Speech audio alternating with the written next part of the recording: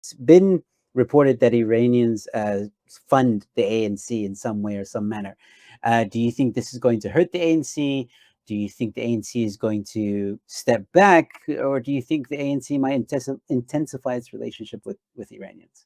Well, if the ANC does intensify their relationship with the Islamic regime, it will be to their detriment domestically, but also internationally. This is a pariah state, a gross human rights abusing regime for many, many years that seeks to expand those human rights abuses. It's not just something like North Korea. It's awful. It's awful what happens inside North Korea, but it's happening inside North Korea. What's happening in Iran, they're trying to export elsewhere.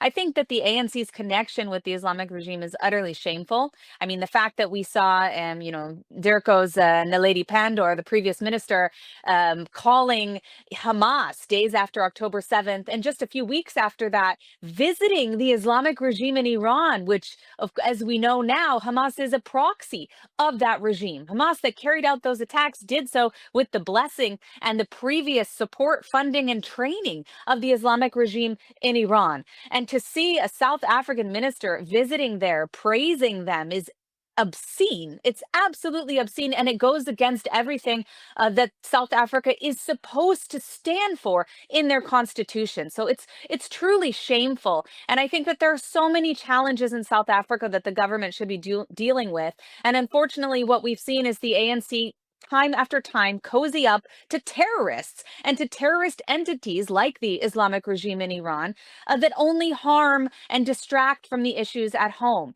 And this is something that no South African should accept. Now, when it comes to Israel, I know that there's a lot of tensions, there's a lot of criticism. It's fine to have those discussions, but when you're doing so by praising Hamas, by visiting the Islamic regime in Iran, now I don't have confirmation that the Islamic regime is indeed funding the ANC or parts of the ANC, but the collaboration alone is extremely concerning. And remember, we also saw the recent naval exercise in South African waters with the Islamic Republic. What are they doing? This is an entity that is sworn to the destruction, not just to be against ideologically, but the destruction of the entire Western world, which, whether South Africa realizes it or not, I know they're kind of in the middle there, but they are a part of that world. So this idea that cozying up to dictators is somehow acceptable, or that advances in any way South Africans' interests, or the interests, I should say, of the South African people, it's ridiculous, and it's totally shameful what's been allowed to happen inside of South Africa,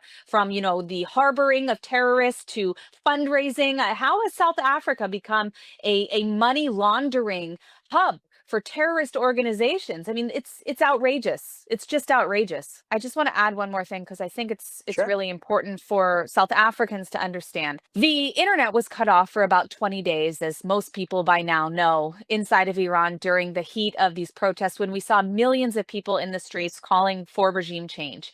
One of the primary providers, the cell phone providers inside of Iran, Iran Cell is the name of the company, is 49% owned by MTN in South Africa. Now, they have distanced themselves from the profits and the financial benefits since the sanctions were reinstated on the Islamic regime.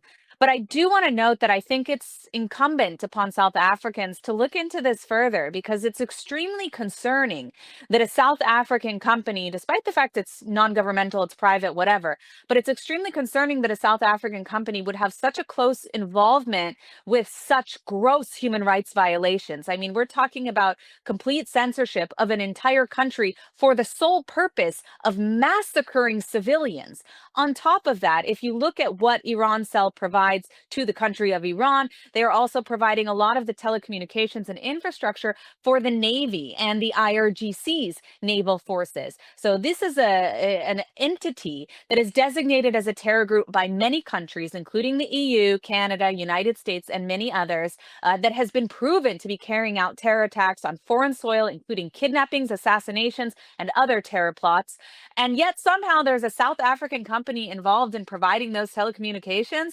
This is a disgrace. Whatever involvement they have, they should be distancing themselves from these companies that are working, that are aiding the Islamic regime in the active oppression and murder of their own people.